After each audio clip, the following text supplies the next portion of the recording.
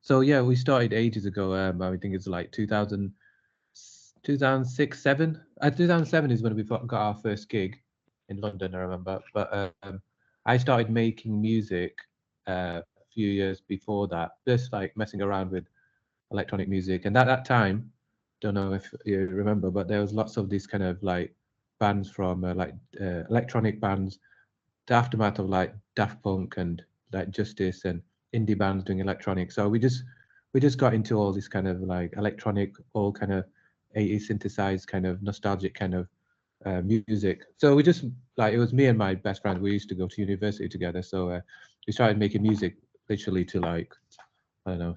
I think we wanted to make something that's nostalgic and dancey. And at the time, we used to go out a lot and things like that. So yeah, it was just for a bit of fun, bit of a laugh. And then that time, MySpace and all these blogs and stuff, we used to get mentioned in them quite a lot. And quite quickly, actually, I'd say, like within a year, we got gigs everywhere. I think our first gig was in London. Then we started getting gigs in Australia, all over Europe. I think we got United States. I mean, because of the whole blogs and all these kind of, yeah, that time it was like all So it these really blogs blew and up stuff. quickly, huh? Yeah, and we'd give everything free, and we weren't even that good. I don't even mind saying it, but we weren't even that good. Oh, we had like electronic synthesizer. I had a Juno 106, and it was like secondhand. It was rubbish, and we had to like plug it in and make it work. And sometimes it just goes off, and we plug it back in, and we record it into like Cubase at that time. Then I had I messed up Electribe drum beat. We used to put it in. I didn't know nothing about. Oh yeah, we had Reason, a pirated copy of Reason, and it was, yeah, and then we just put music in and just mess around with the filters and mess around with like the knobs and things like that, and then at the end it just came out with this like sick beat and made us feel like it's like something from the past and the future all mixed together. And yeah, we just give it out to blogs that we used to read that back then. Yeah, we just took off. Like the next few years we were like everywhere, doing loads and loads of gigs, and still trying to learn how to make music at the same time. Yeah. So I'm wondering, as you mentioned, synthwave was not a subgenre of electronic music, or not a known one really for a long time. So how did you kind of first, discover synthwave, if you will, or found out that it was a thing? And then, beyond that, when do you think you caught that, 80s bug, if you will?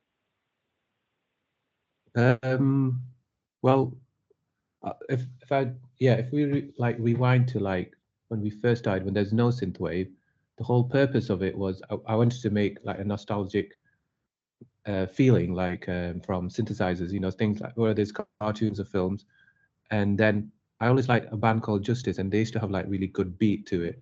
And I'd put drums in from them, like the similar type of drums. And there's a producer called Milo, and he used to do these kind of like 80s and push it together, mix it together.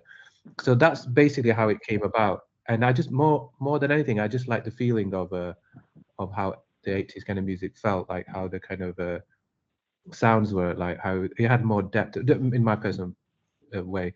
I mean, if I had I always say if I had a guitar, I'd probably do the same kind of feeling, but it just happened. So like I had the synthesizers, I played on synthesizers instead. So as in I think about around about early 2000s, I think synthwave started cropping up. I think it was like things like those, like that film Drive, and it just started cropping up, things like this. And people asking us that time. That time he was still in the band to play like synthwave, and suddenly the gigs totally changed. Like before that we'd go into a gig and we played to a party, and it'd be just like younger people, and it'll just be like crazy. It's either a rave or a crazy party, or it'll be like live music, indie bands, and then we're playing to like kind of like indie kind of music, people who just like, and then suddenly the demographic just changed, and we started playing synthwave, and it was like total different. They're all like different ages, and they're just really into just that one type of sound. And yeah, I think that's when we realized like, okay, like a lot more people do this, and it's become a thing now. Futurecop and I went on to discuss some of his musical influences. It doesn't sound like it, but the Killers' first album, like the synth and mixing it with the indie kind of aesthetic, I like that. I mean, at that time, there was Klaxons. We don't sound like the Klaxons, but just the whole vibe.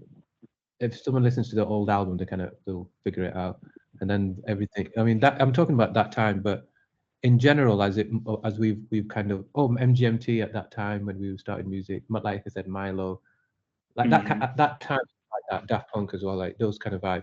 But as it progressed, I realized that I do take influences from different things. So like it could be everything from like Bruce Hornsby is a massive influence to like, but they're from the 80s, but like all the way to like John Hishiashi, people who make soundtracks. For anybody who's just tuning in now, you're listening to WSLR LP 96.5 FM, Sarasota, Bradenton, and I am with the legendary synthwave producer Futurecop, and his name is Manzur Iqbal. Is that pronouncing that right? Yeah, you got it. Yeah. Perfect. Okay, well, we're in the studio here, or I guess I should say I'm in the studio. Manzur is in Manchester, UK, so he's across the pond, but he's decided to come chat with us for a little bit and let us know about what he's got going on and his past. So I do want to also touch on maybe like a slightly more in-depth question about Futurecop, which is, I've listened to a lot of your music, and boy, the themes for your albums and your EPs, your singles all go all over the place. I mean, my gosh, it's an exploration, and I'm sure you meant to do that. But I want to ask you, do your albums, your EPs, do they follow like an overall theme or a storyline that rides through them, or is each one kind of its own unique expression, if you will?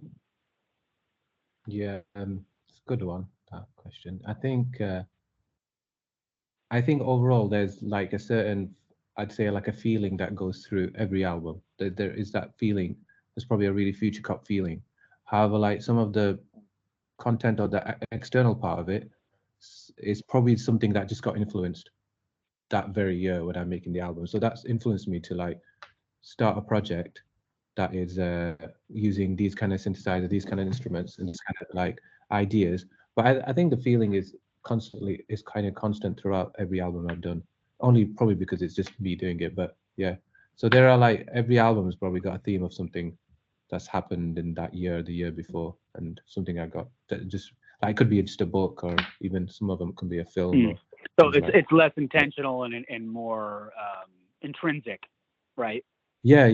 Sometimes I do feel like after I've done an album, like, right, now what? I mean, am I gonna do another album? But something, overall, everything you always you'll get interested in something by accident or like organically, and just that's how it happens. And then so I've made loads of tracks now, and I think I'm releasing something soon. But overall, it's going to turn into an album. So something like that. Yeah. Oh, and I'm sure that's an interesting process as an artist, where you're able to look back on your art and reflect on where you were when you made it, what inspired you to make it, and how you view it now after it's all finished, right? So yeah. Actually, there's another thing. I think I always keep carrying on as well, because I think I always have a feeling like I'm trying to express a feeling. It's hard to explain. I'm trying to express something, and it's hard with words. But I think the next album I'm going to be able to do it better, and it just keeps on carrying on, and I'm just doing that all the time. I guess that's the best way to look at it. Yeah. We later went on to discuss some of his equipment and production process.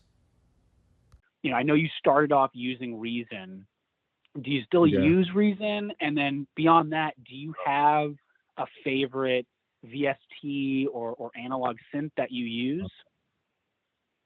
Yeah, I do. So basically, sometimes I still use Reason. But I mean, the main sequence I use now is Ableton Live, but the best one is what is it called? It is R2. I don't even know how to pronounce it. Oh, it's called. Let me just quickly say Arturia. I use this a lot. It's called Arturia V Collection. I've used this quite a lot. Arturia. Yeah, Arturia. Yeah. Yeah. I mean, I really like that one. I use that, and it just I can get to Ableton, put something down really quick, stuff like that. So yeah, I'd say my go-to. I've got quite a lot of VSTs, but I guess when you go on that one, you can have you can go through different types of like sounds and synthesizers all in one, just for like initial putting kind of your ideas down. So yeah, that's my main thing.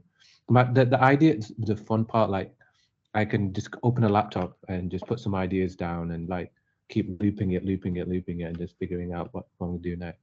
And so you need something quite quick. And so Ableton with this this VST is like does it quite quick. So yeah. Now I'm gonna switch gears here. I want to ask you a question here, a couple of questions about your newest album that came out last year, Between the Moon and Stars. Oh yeah. I got a chance to listen to it basically right when it came out. I think I've subscribed to your YouTube channel if I'm not mistaken. And boy, what a great album. I mean, so many good tracks just stacked into that album. My gosh. But so if you can just tell me maybe a little bit about that album, and if anything, what I felt like I noticed, and tell me if I'm wrong here, but it seemed like a bit of a shift in style or approach. Maybe it felt like it had more of a, I don't know, like pop almost feel to it. Like mainstream's not the right word, but it just felt a little different than some of your previous work. So, is that intentional? Am I right about that? Yeah, totally intentional. I wanted to bring back some of the old stuff we used to do. So like the movie album, I wanted to bring. I mean, that time the production was not we weren't that talented, but I wanted to bring some kind of fun element to the album. So a lot of it, and there's some modern kind of techniques. Like a lot of the vocals have arranged the vocals. They're kind of like a modern technique. So I wanted to bring this kind of thing to different types of it. So if you go through it, there's like something that's a bit electronic. There's something that's a bit more indie. There's something that's a bit more like even hip hop or trap, but got this kind of like element to it, which makes it not so cheesy. I don't know how to explain it, even though it's quite hard to explain because the music is like influenced by a lot of cheesy stuff in the 80s, but I try to make it not cheesy, if that makes sense. Anyway, but even like the slower tracks, like ambient tracks, they're like a bit more fun. And overall, just wanted to make more fun. Even the album, I wanted to give it an impression that it's like an old. If you see the lettering and the fonts and stuff, it's an old, like an old romantic novel, like an old person would read from a long time ago. Just kind of an idea behind it. Manzur elaborates on being a part of the synthwave genre and how that affects his music production process. So a lot of people ask me that. It's like, oh, it's a bit different. But I'm like, I just made music, and synthwave is a thing that came after, and I just got put into it. And I think it's a great genre and everything. But like, I'm gonna like, I don't know exactly what synthwave is because I didn't make it. If you know what I mean, the people made it. If that even makes sense. So I kind of like have to just do what I gotta do, and what I'm feeling, what I'm influenced in, and it's. Yeah, I think some of the tracks, I don't want to be like so pigeonholed in like if I release it, someone's gonna say it's synthwave or not, because then obviously then I don't know what I'm making it for. You are listening to SynthWorld with your host DJ Nomad on WSLR LP 96.5 FM Sarasota Bradenton, and we're in the studio speaking with Futurecop, one of my all-time favorite synthwave artists. He's been around for a long time, and it's great to have you on. You've been in the genre, you've been in this scene for quite a long time now. You've seen it progress. Where do you hope to see synthwave and some of the, subgenres nearby it, like chillwave, for example, dreamwave, cyberpunk? Where do you hope to see that whole kind of area of electronic music that I try to tap into? Where do you hope to see it go or evolve maybe in the next, let's say, decade? Oh gosh, I hope it becomes even bigger, and I hope like maybe a synthwave artist.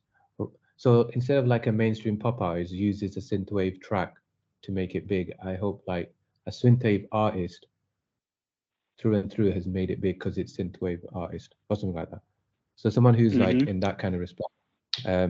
Obviously films is already doing quite well, but hopefully like it goes into more film and more awareness about exactly the genre. I think that's quite important. A lot of people know, but like, there are a lot of people who don't know. So it's quite important. More club nights as well. More like go to a party and it's like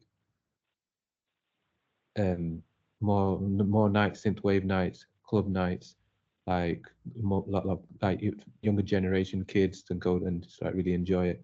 So in a way, quite a lot, quite a lot. Hope to, I hope it happens in that genre. Yeah. Awesome. Well, you've given me so much insight. One, I just want to thank you for your time. I only have one more question left for you. So, and I think this is the most important one for all of us, which is, what can we expect from Futurecop in 2024? Right. So I'm going to be releasing a new single on January the 9th called I'm Enough, and I've decided I'm going to start. Okay, January the 9th? You mean February? Oh, sorry. February the 9th. Yeah, February the 9th. Okay. And yeah, I'm going to be releasing singles every month. And a lot of people ask for the instrumental, so it's going to have an instrumental version every time I release a single. And then I've got loads of music to like release. But instead of putting in an album, I'm just going to be doing it every month. And probably like end of the year or beginning of next year, I'm going to release a whole album. So yeah, every month, fingers crossed, a single will be released soon. So yeah. Wow. Now, before you go, where can people find your music? Or you can find it on all the like Spotify, iTunes, all that kind of stuff. I think there's physical stuff like my previous album. Don't know if it's sold out yet, but New Retro Wave is one of the album that releases a lot of the vinyls. So they probably on their website is still available, so vinyls and stuff. But yeah, all the web shops. Is it called web shops? Or like Spotify, things like that. It's everywhere like that. Yeah. All of your standard places. Do you have a website? Yeah, we got a website. I kind of update my Instagram the most, so I put music on there as well, YouTube as well. So like, but I'm quite like good at communicating on Instagram. So like, yeah, your stories are so fun. I'm watching them all. So yeah. So like, I kind of like use it. It's a good platform to like communicate with fans and stuff like that. So yeah, and I use it a lot. Yeah, absolutely. Well, again, check out Futurecop on his website, all of the regular streaming services, YouTube, Instagram. He keeps everybody updated and has a lot of great content. So, again, thank you so much for joining us on Planet SynthWorld here with DJ Nomad. Yeah, thank you so much. And you have any final messages for the fans or listening in right now? Well, yeah, thank you for the support all these years, and I'm releasing a lot of music this year. I hope you like it, and thank you for Damon for having me. Thank you very much.